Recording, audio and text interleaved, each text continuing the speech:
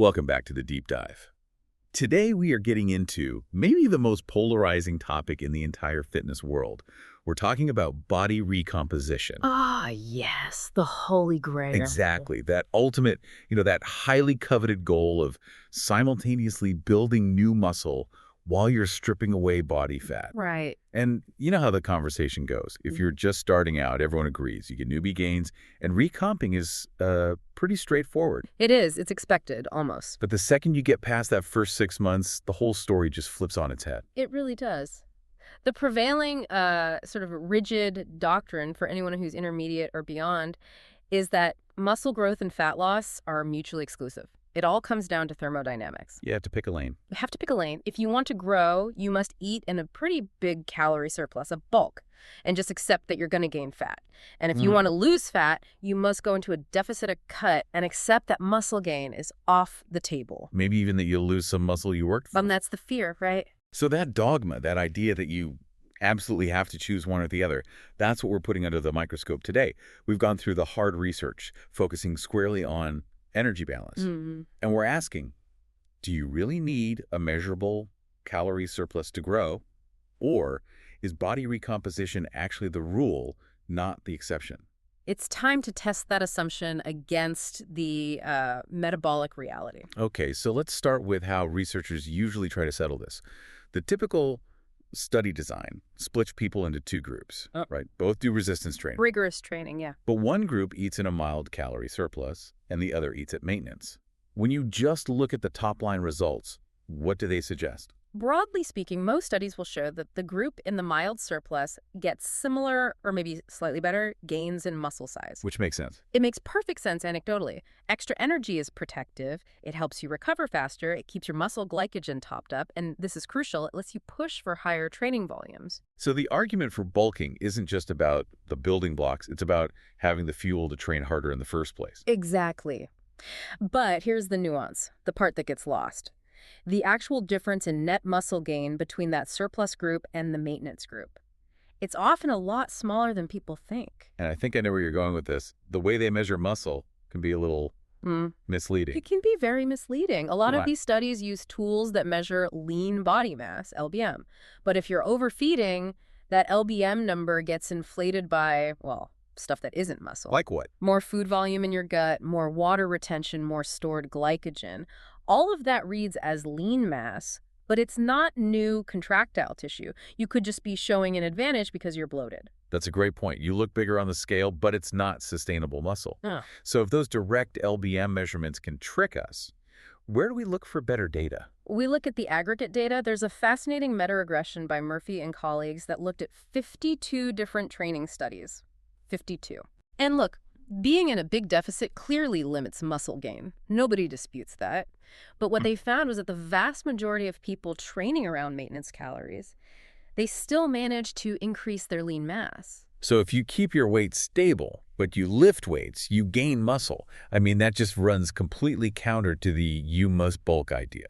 And this is the big picture that everyone needs to remember. Think about all those basic resistance training studies on beginners or intermediates. Right. They're almost never given a strict diet plan. They're just told, eat normally. So their body weight stays about the same, which means they are, by definition, eating at maintenance. Okay. And yet, what do those studies almost always report? Simultaneous increases in muscle size and reductions in body fat. So body recomposition isn't some rare magical thing. It's actually the default outcome we see in the research when people just start lifting consistently. It seems to be the normal expected result. This brings us to the core of it then. The whole reason this you must bulk idea is so sticky is this assumption that building muscle tissue is, like, incredibly expensive for your body. Metabolically expensive, yeah. That it demands this huge energy surplus every single day. Where did we even get that idea? A couple of places, historically. A big one was just bad tracking. I mean, in the old days, tracking your diet was really unreliable. So if you wanted to be sure someone was getting enough calories for growth and recovery, You just tell them to eat an extra 500 calories. It's a huge margin for error. it's a massive safety buffer. It guaranteed growth, even if it also guaranteed fat gain. But when we actually look at the biochemistry, the real energy cost is, well, it's shockingly small. Okay, let's get to the numbers, because this is where the whole thing kind of falls apart for me. What is the real metabolic cost of building muscle? There's a great review by Slater and colleagues on this. The calculated energetic cost to deposit new skeletal muscle is only about 12.7 to 19.5 kilojoules per gram. And for those of us who think in food labels, That translates to just 3 to 4.6 kilocalories per gram of tissue. 3 to 4.6. It's already way lower than I thought. But okay, let's make that real for someone listening. Yeah. Let's say you're an intermediate lifter, you do everything right, and you gain 3 pounds of muscle in a whole year. That's great progress. Excellent progress. What's the total energy it took to build that? Okay, so 3 pounds is about 100 and 360 grams of muscle. If we run those numbers, the total annual energetic cost to build all that new muscle is only somewhere between 3,450 and maybe 9,800 kilocalories. Through the entire year? For the whole year, that's it. I used to think it was like an order of magnitude higher than that. So Right. if we break that down, how much energy is that process demanding from your body each day? Per day, the process of muscle synthesis itself requires only 9 to 27 kilocalories. 9 to 27. That one number should just fundamentally change how every lifter thinks about their diet. You laid out 3 huge reasons why this number is so important. Let's walk through them. Okay, so reason number 1 is just the scale of it. It's negligible. 9 to 27 calories is less than a bite of a cookie. It's basically a rounding error in your daily budget. Which leads right into reason number 2, right? The precision problem. The precision problem. We're telling people to aim for a 20-calorie surplus, but food labels have a legal margin of error of up to 20%. Your own tracking is never perfect either. Never.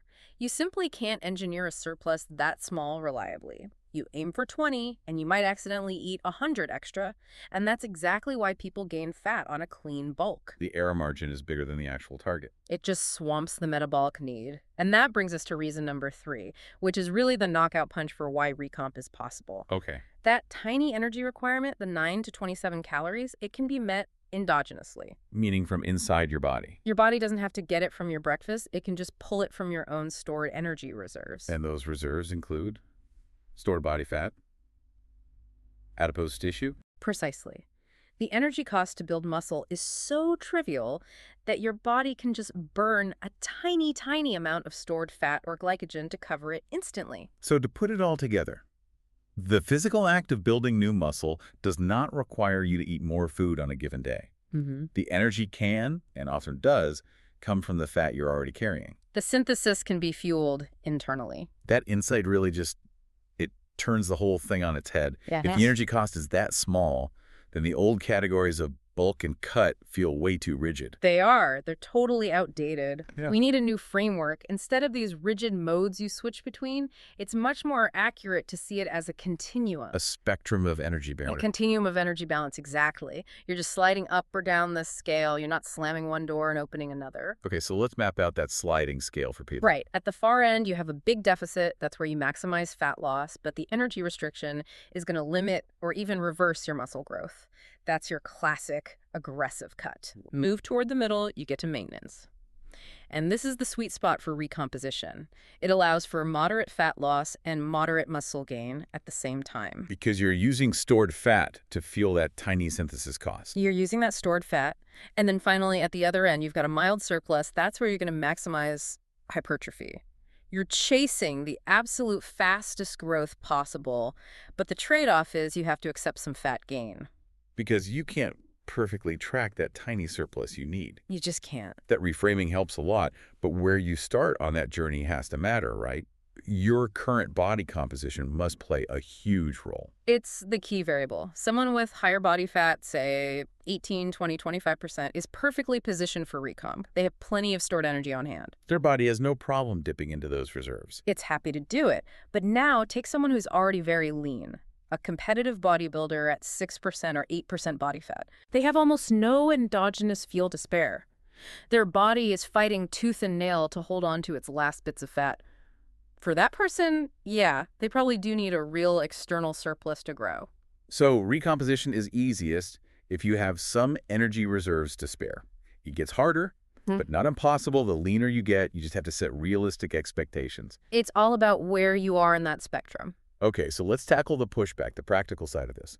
If recomping is possible, why do almost all advanced lifters, power lifters, bodybuilders still do dedicated bulks? That is the critical question. Are we leaving something out? Like, isn't the surplus really about performance and recovery so you can train with higher volume? Yes, absolutely. That is the real reason. The surplus isn't primarily for the synthesis of the tissue. It's for maximizing your performance and recovery capacity. Oh, okay. Training with heavy, high volume is just enormously taxing on your body, on your nervous system. It demands constant glycogen replenishment. A calorie surplus is like ensuring your gas tank is overflowing at all times. So you can recover from Tuesday's workout in time for Thursday's workout. And you can sustain a higher absolute training volume week after week. If your main goal is adding 100 pounds to your squat as fast as you can, a surplus makes total sense. It's fueling the work. That clears it up. A bulk is for maximizing the speed of progress, and you accept the fat gain. Recomposition is for maximizing aesthetics and efficiency, and you accept that it's going to be slower. That's the trade-off, precisely. And we have to mention the advanced lifter. As you get more advanced, your rate of muscle gain slows down to a crawl anyway. The newbie gains are long gone. Long gone. So for them, both bulking and recomping yield tiny returns. The choice is really just about pacing. Do you want the slower, leaner pace or the slightly faster but fatter pace? So for our listener, the intermediate who's trying the recomp model, training hard at maintenance, when do they know it's time to switch gears? When is it stalled? The signal is simple. You're consistently stalling in the gym. If you're training progressively, trying to add a little weight or a few reps each week, and you just hit a wall. For how long? I'd say a solid 8 to 10 week period where your numbers just will not budge. That tells you you're probably hitting an energy recovery ceiling. And then you have a choice to make. Two choices. You either pivot to a structured, aggressive cut if your priority is now getting leaner, or if you want to break that strength plateau, you pivot to a dedicated, mild surplus to fuel more volume. Recomping works, but it takes patience. And if you run out of patience, you change the energy balance. That's it. So, what's the final verdict here? For the person planning their next 6 months, how do they choose? A dedicated bulk still makes perfect sense if you're pretty lean, you're prioritizing maximum strength, or you just want the absolute fastest possible muscle gain, and you're okay doing a cut later to clean it all up. Right. If, however, you're near your long-term goal physique, or you just rather stay lean and look good year-round, then staying around maintenance and focusing like a laser on progressive overload in your training is the way to go. Body recomposition is the default outcome of good training. You just have to let it happen. Let it happen. That is a fantastic summary and I think a complete dismantling of that old bulk or cut dichotomy. The big takeaway is that recomp isn't a myth. It's a regular research outcome, even if it slows down for advanced folks. You are not chained to a huge surplus just to build muscle. And that leads us right into the final thought we want to leave you with. Let's go back to that one number, 9 to 27 kilocalories per day. That's the energy needed for muscle synthesis, and it can be fueled by your own stored fat. So if the actual metabolic cost of building new muscle is that negligible, and your body can easily pay for it internally, it raises a really important question for you to consider. How much of a traditional large-calorie surplus bulk is genuinely required for muscle metabolism versus just being the fuel needed to sustain a massive high-performance training volume? Are you bulking for growth? Or are you bulking for performance? And which one of those goals is actually driving your fat gain? Something to mull over as you plan your own training.